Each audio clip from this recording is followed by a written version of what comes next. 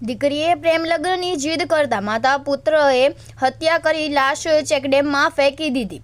પુરાવા નાશ કરવાની કોશિશ પણ કરવામાં આવી હતી. ભાવનગર જિલ્લાના ઘોઘા તાલુકાના ભીકડા ગામના હિંમતભાઈ હરજીભાઈ સરવૈયાએ પોતાની પુત્રી પારુલ ઉંમર વર્ષ 22ની હત્યા મામલે પુત્ર પ્રકાશ અને પત્ની દયાબેન વિરુદ્ધ પોલીસ વિરુદ્ધ નોંધાવી છે ફરિયાદ. વર્તેજ પોલીસ મથકથી જાણવા મળતી વિગતો અનુસાર પારુલ છેલ્લા 1 વર્ષથી સિહોરના વિવેક કનૈયાલાલ સિહોરા નામના યુવક સાથે ઇન્સ્ટાગ્રામ પર વાત કરતી હતી અને તેની સાથે જ લગ્ન કરવાની જીદ પકડી હતી. બીજી જગ્યાએ સગાઈ કરવાની ના પાડતા પરિવારજનો અવારનવાર તેને ઠપકો આપતા હતા. તારીખ 18 ઓક્ટોબર 2025ના રોજ પુત્રવધૂની જીદથી કંટાળીને માતા દયાબેન અને ભાઈ પ્રકાશે મળીને પારુલની હત્યા કરી નાખી.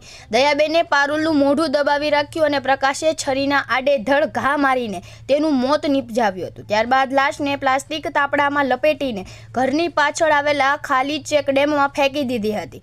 હત્યા બાદ પુરાવાનો નાશ કરવા માટે લોહીવાળા કપડાં ધોઈ નાખ્યા અને લોહીના ડાઘા સાફ કર્યા અને લોહીવાળું ટી-શર્ટ તથા તાપડું બાળી નાખ્યું હતું.